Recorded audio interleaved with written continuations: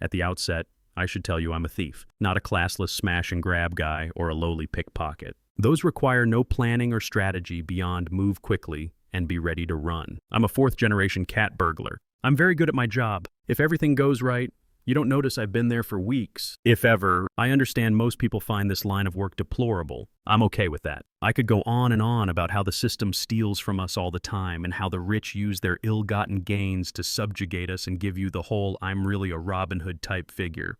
But I will spare you all that rationality. I'm a thief because I'm good at it and was raised in a culture that values it. There are other reasons, but it's not worth getting into them. To be a cat burglar isn't just about breaking into a house and cleaning out a safe. That's part of the job.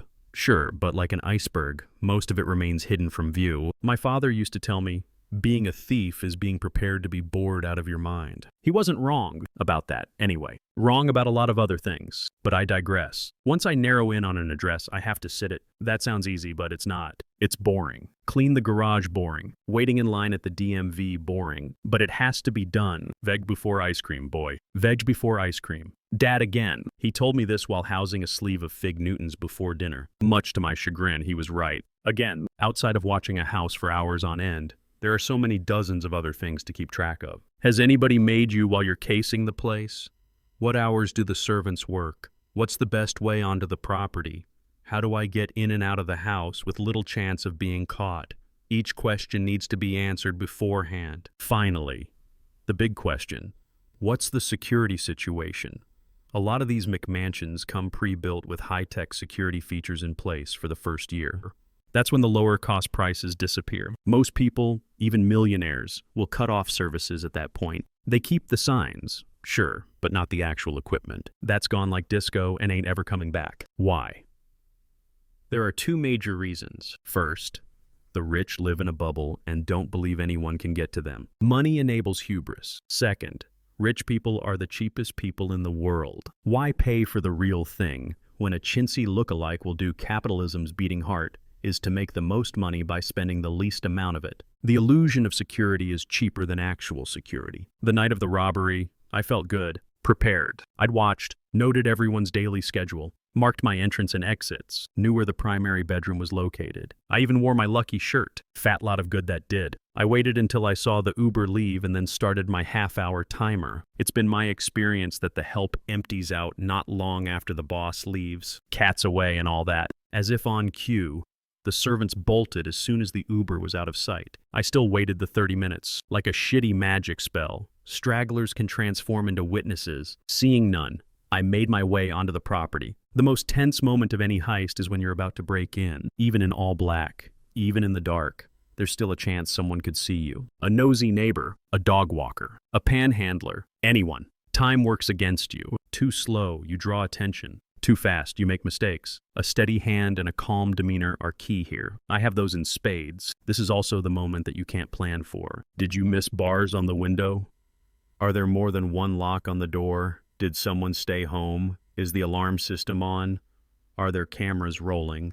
It's a gamble that can cost you your freedom. Your life, it's also a rush. I've discovered that most of the time, upper floor windows in McMansions are unlocked. The thinking goes, well, we have several layers of security before anyone could get to that point. Why bother? I get it. It's a mistake, but one most people would make. Hanging on the outside downspout, I sighed in relief. This window was unlocked. I pushed open the window and climbed in. My moccasins softly touched the floor, making no noise. They're not the most durable in the wild, but inside they are worth their weight in gold. No tread to ID. No noise on carpets. Comfortable as all hell. The room was dark, and I had no desire to change that. I keep a tiny pen light in my pocket for that reason. I've become so accustomed to seeing the world in the tiny circle of light that my eyes quickly attune to the dark. A cat in every sense. I assume the truly valuable things, wills, bank account information, holy grails, would be in a safe. I don't crack safes. Well, not in people's homes. Anyway, too complicated. Too messy. I was after jewels. Thanks to my extensive history, I knew where I'd find them. Even in the dark, you could tell how obscenely large the walk-in closet was. It wasn't even fair to call it a walk-in closet. more like a studio apartment for clothes. 3 of the walls were lined with suits and dresses that may have been worn once, maybe twice. Some still had tags on them. The last wall was dedicated to shoes, red-bottom Louboutins and rare Jordans as far as the eye, or penlight, could see. But what caught my attention was the makeup vanity carved into the wall like Petra in the Shara Mountains. More specifically, the 3 jewelry boxes sitting there. I moved to them like a zealot to the temple. This was what I came for. My haul would keep me in the black for a while, unless it was costume jewelry. The cocktease of stones, Dad would say. I pried open the first lid and smiled. Dozens of bejeweled brooches shimmered before me, like the hundreds of eyes of some mythological monster, all shapes and sizes, most ugly, but authentic. The genuine article has a certain touch to them, a heft. These were legit. I plucked a few from the bottom of the box and placed them into my bag. My fingers found something that had an odd shape. I pulled it out to get a closer look. A triangle inside a pentagon. It was on the small side but was full of diamonds. Valuable, very. But something felt wrong about it. I dropped it back in. The longer you do this job, the more adept you get at picking the right things to steal. The secret is to only take 2 or 3 pieces at a time. Of the few you take, ensure they're plain looking. Nothing memorable. Unique pieces are hard to fence. If they end up in a pawn shop and a cop finds them, it's only a hop, skip, and a jump until it's traced back to you. Iron handcuffs. Jail time. Hard pass on my end. As I put the piece in my bag, my light started flickering. I gently tapped it against the vanity. As I did, I glanced up into the vanity mirror. My heart seized. There was a figure standing near the open window. Out of instinct,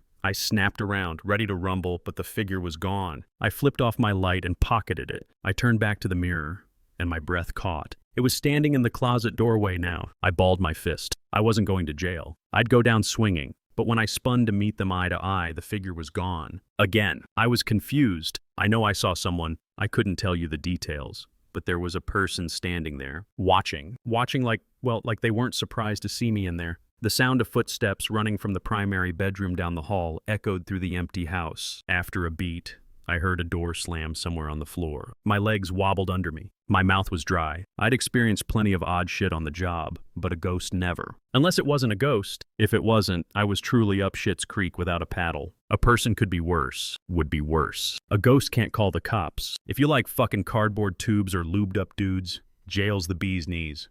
Brian. Dad again. I was 8 when he shared this pearl of wisdom with me. What can I say? It stuck with me. It had become my guiding principle. Make smart decisions, or learn to squeeze the charmin. My eyes caught the billowing curtains. It snapped me out of my daze. Exit, yes. But maybe not. Curiosity urged me to go down the hall and see what had been watching me. The thought germinated and bloomed before my rational mind ripped it out at the roots. Get out now, idiot. I started for the window but stopped myself. Clean up, then go. As I turned to shut the boxes, I heard the familiar slam of a window. Someone had shut my exit route. Fuck. I turned and, naturally, there wasn't anyone there except the sound of footsteps running back down the hall. Another door slammed. Holy hell, I said. My tongue felt fat in my mouth. I swiftly cleaned up and made my way to the window. As I got there, I heard something every thief dreads. The front door opened. I knew it wasn't the one I'd heard before, because I heard the loud, boorish homeowner come barging in. I know you're up there. I saw it on camera, you whore. My fingers gripped the window, and I tried to yank it up, but it wouldn't budge. Felt like invisible hands held it down. Panic spiked my blood. My fingertips prickled with fear. I had to hide. Now! I retreated into the closet. As I did, I heard the door down the hall open up again and footsteps race to the stairs. They stopped at the landing, turned, and ran back to the room, slamming the door as they did. This seemed to agitate the owner. He increased his rate, racing up the stairs 2 at a time. He bellowed, "You better pray to God I don't catch you. I'm going to take my time making you bleed. So much so that your final ascension will feel like a relief." I didn't know what any of that meant and didn't want to find out. The diversion, though, gave me enough time to find a spot to hide. There was only one that would work. Behind the racks of clothes. It wasn't ideal, but I was out of options. I split the clothes like I was Moses, parting the Red Sea, and slid into the gap behind them. The footsteps reached the top of the stairs. Another sound. A cell phone ringing joined them there. "God damn it," the voice spat. "You're lucky, you little bitch. Run now. But you can't hide from me. I'm everywhere." After another ring, he picked up. "Pete, buddy, what's going on?" His tone had changed entirely. My heart was zooming. Felt like a coke addict running wind sprints. I've been close to being caught before. Had to slip the fuzz once or twice, but never found myself in a situation like this. I tried to keep my cool, but my body didn't get the message. I trembled. Sweat beaded on my forehead. Fat droplets rolled down my face. I took a deep breath to try to recenter myself. It didn't work. Trust me, Pete. I get it. I know how many strings you had to pull to get me involved. The man was now in the primary bedroom. I prayed he'd avoid this closet, but when the overhead light popped on, I knew I was good and fucked. He was coming in here. I leaned back against the wall, as if it would eventually absorb me. I kept my hands balled into fists in case I had to come out swinging. Loath as I was to admit it, I was trapped. A thief's worst nightmare. No way out without announcing myself. Worse, I had a limited line of sight. Even if there were a chance to leave, I'd have a hard time seeing it. A man dressed in an expensive tuxedo speed-walked into the closet. He was older, perhaps in his mid-50s, but didn't look it. Not at first blush. Good skin, finely trimmed mustache, and a head full of slicked-back black hair. He looked like a cartoon drawing of a crooked politician had come to life. I did my due diligence. No family connections, no internet profile, no warrants, nothing. A nobody. Perfect for the gathering. He paced as he spoke. When he came by where I was hiding, through the suit jackets, I could get a better look at him. Upon closer inspection, the man's actual age shone through. His face bore telltale sign of plastic surgery. Plastic, uncanny valley look. While most of his hair was jet black, he had the budding growth of silver poly walnut-style wings around his temples. The corners of his eyes and mouth had the faintest of cracks. Yes, he was that close to me. The man pressed the phone against his ear and held it in place with his shoulder as he shimmied out of his suit jacket. He flung the expensive jacket onto the ground as if it were covered in ants. The phone never left his ear. Pete. Peter, seriously, I know. I get the scope. Okay, yes, I know. It's why I doubled back. I'm changing. I know they're very particular, only get one shot at a first impression. He stopped directly in front of me and shook his head. Would I get a first impression? His conversation engrossed him. That thrilled me. If he had even been the tiniest bit bored, he might have noticed a face staring back at him from the Armani wing of his closet. Just then, the lights in the closet flickered. The man looked up at the blinking bulbs and shook his head. As he did, I spotted something hidden away across the closet. Standing half in the shadows was the figure I'd seen earlier. It wasn't a person. I wanted to scream. I wanted to turn and run as fast as my jello legs would take me. But I couldn't do anything but shut my eyes and wish it away. So that's what I did. Christ, the man said. No, not you. This fucking closet light is on the fritz again. I know I should have hired your guy. But Mary was so big on the asshole who built this out. What could I do? Happy wife, happy life, right?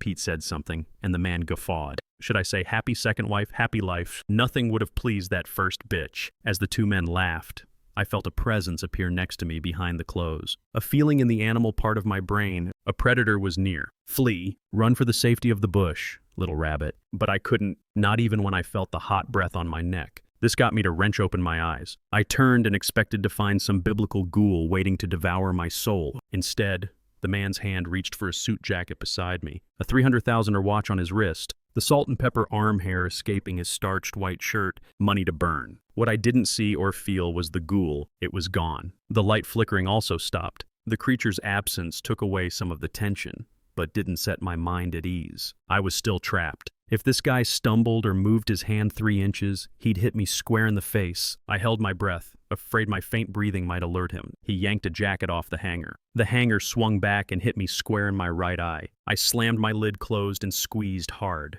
praying that would take away the pain, but knowing it wouldn't. I wanted to rub it. I wanted to scream. I wanted to jump up and down in pain, but all I could do was trap the pain in my body and wait for him to leave. The light above started to strobe again. That, coupled with my wounded eye, made it damn near impossible to see anything clearly. But my ears worked just fine. Over the man's tasteless jabbering, I heard floorboards outside the closet creak. Pete, let me tell you, I'm so excited to join up with the organization. I think you guys are going to love the tasty little... The lights shut off. So did the man's mouth. I used the darkness to scratch at my eye like a 1980s DJ. I blinked once, twice, 3 times. It stayed open. It hurt like hell, but I could see again. Or I would be able to, if the light hadn't just shut off. Jesus Christ, I hate this goddamn closet. No, just let me let you go. I gotta check something out before I leave again. I know. I won't be late. He hung up his phone, but futzed with it, trying to turn on the flashlight. The screen's weak light lit up the edges of his face. He looked otherworldly.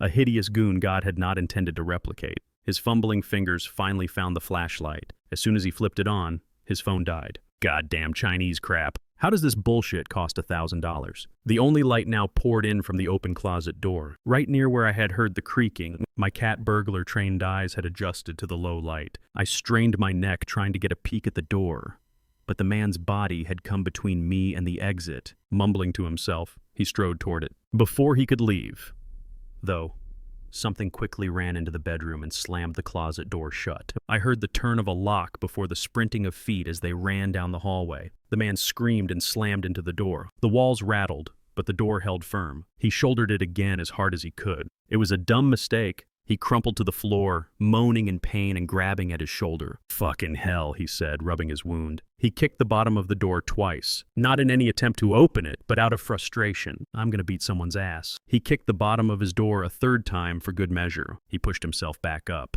muttering curses under his breath, and made his way to the vanity. He felt along the side of the counter until he found a latch and pulled it. With a click, the vanity revealed itself to be a door into a hidden room. An eerie white light emanated from the room, and I realized it was the glow of dozens of TV screens. A panic room. I couldn't move to get a closer look, but it was clear he was searching the screens for something, or more likely someone. He walked deeper into the panic room, and I took that moment to shuffle, ever so quietly, a little closer to where he was. "I fucking knew it," the man yelled. The hate and menace in his voice made me wince. Seconds later, he came storming out of the panic room with something in his hands. I couldn't make it out at first, but when he swung it against the door, I realized it was an engineer's hammer. Whump! Whump! Whump! Ka-ching. The handle snapped off after several swings. Light from the outside room poured through the hole. The man pressed his face against the opening and scanned the primary bedroom. He put his mouth to it and yelled, "I know you're out.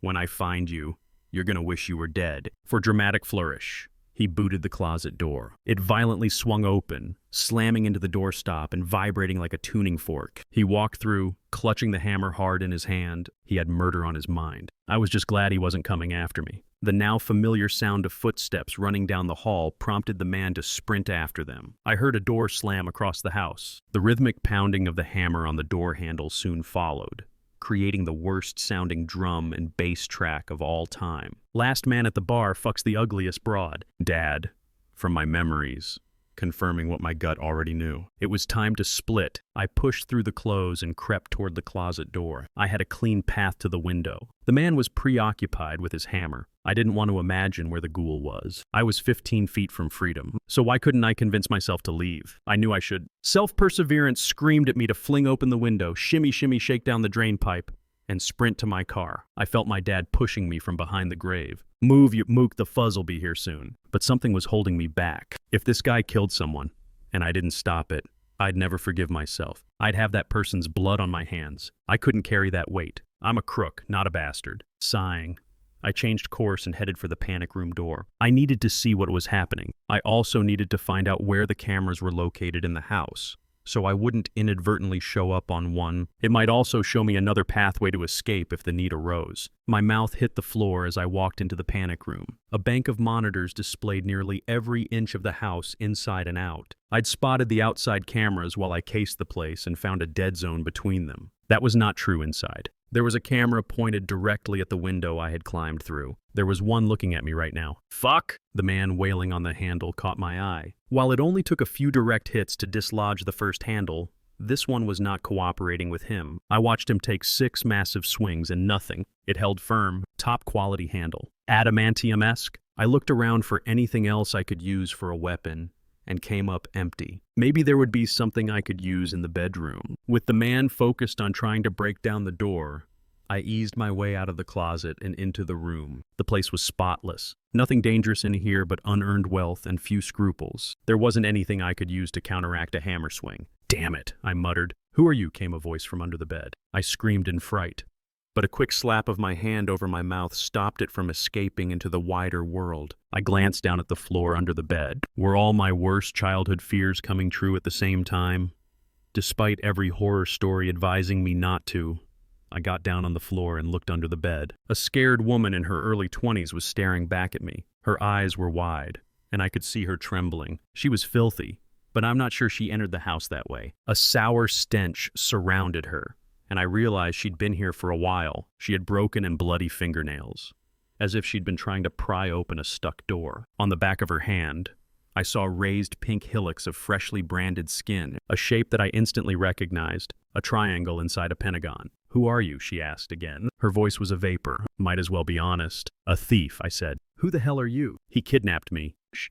He's been holding me for 3 weeks, the woman said, her voice breaking. "He was gonna sack—" Her voice caught again. He's a monster." Suddenly, the phone conversations the man had with Pete made more sense. It chilled me. Whatever he had planned for this woman would not be pleasant. "What's your name?" "Inez," she said. "Brian," I said. "He's busy." "Inez, let's get out of here." "I can't." "What? Why?" "Not yet." "He's chasing shadows," I said, my voice transforming from a whisper to a yell. "Now's the chance." I promised him I'd help finish the job. "You promised the monster—" "No," Inez said. At once, all the lights in the house flicker and shut off. With every electrical machine off, the house felt still, abnormally quiet. I could feel my heartbeat. It vibrated through my whole body. Wait, no, that wasn't my heart. The entire house was vibrating. I promised the demon I conjured. "Who the fuck is in my bedroom?" the man yelled from down the hall. "She's my prize. You hear? Tell Pete to find his own goddamn lamb." "Get under here,"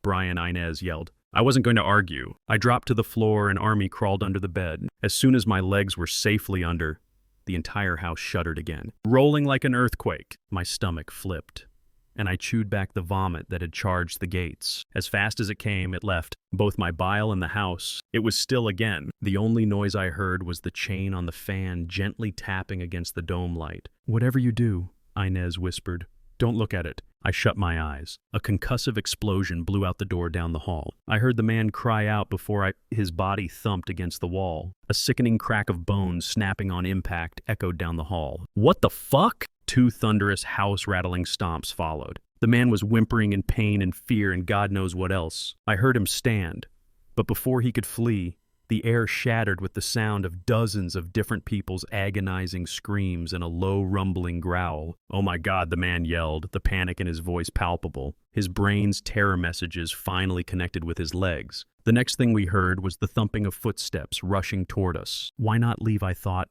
The stairs to the exit were right there. And then it dawned on me. He was trying to get to his panic room, the place where he believed his money had bought him security, his sanctuary, his safe place. What he didn't understand was that there would be no protection there. He wasn't going to find a shelter to shield him from the bomb. He was going to find his tomb. As soon as he crossed the threshold of his door, an invisible force shoved him in the back. Ragdoll-like, he flew through the air, crashing into the window. It shattered. Glass fell around him like those shimmering jewels I'd seen on the brooch. The man landed with a thud next to the bed. Despite Ince's warning, I opened up my eyes as his body crashed near us. I saw the man. He saw me. Blood leaked out from dozens of slices across his arms and face. There was a burn mark on his back, and his skin sizzled. You could smell the stink of cooked meat. I think about what went through his brain at that moment. An unholy monster was chasing him, threatening him. His life was on the line. He's just suffered traumatic injuries. Then he sees a strange man hiding under his bed with the woman he planned to use for some ungodly, horrific ritual. Before the chaos of the moment returned, he had to think, what the hell is going on here? Who the hell are you? The man attempted to stand, but a scaled-covered hand seized him in an iron grip. He struggled, yelled, pleaded, but he couldn't break free. The creature let out another choir's worth of screaming voices and dragged the man toward the closet by his hair. The man screamed at us to help, but we didn't move an inch. "Have mercy. Please, I have a family. This isn't right. Please." I glanced at Inez. She was stoic. I wondered if the man had felt the same indifference when he abducted and beat her. Each time the demon's cloven hoof hit the carpet, it ignited the fabric. Little fires everywhere. The man screamed as the closet door slammed closed behind them. The next sounds we heard were the snapping of bones and the dying screams of a condemned man. "Let's go," Inez said, shimmying out from under the bed. "Don't have to tell me twice." Several of the smaller fires had coalesced into a larger blaze. The house was a goner. The flames blocked the doorway to the stairs. Inez held up her hand to shield herself from the heat, but it was in vain. She turned to me, eyes pleading. "What do we do?" "I got this," I said. I dashed to the window and knocked out the remaining broken glass. Smoke poured out into the night air. "Come on!" I yelled. Climb down the drain pipe, I have a car nearby. Inez nodded and nearly leapt out the window. She moved down the drain pipe so quickly, I lost sight of her almost instantly. I climbed out the window and stopped to look back in. The black smoke filling up the room made seeing anything impossible. I felt my tool bag strapped to me. I reached in and found the brooches I stole, holding them up to my face. I could see dozens of little fires reflecting off their surfaces. Without giving it a second thought, I tossed everything I took into the house. I didn't need a curse following me. Hurry, please. The firemen are coming, Inez said. She was right. Fire and police probably. I didn't want to be here when they arrived. I can't imagine Inez had any desire to stick around any longer as well. Once I was on the ground, I helped her climb the outer fence and clambered over after her. As we hit the ground, I saw dozens of neighbors coming over to watch the show. None of them seemed to clock us. I grabbed Inez's hand and led her into the darkness away from any potential witnesses. We walked the 3 blocks to where I had stashed my car. The neighborhood was alive with the approaching sirens and burning mansion. Inez sat down on the curb,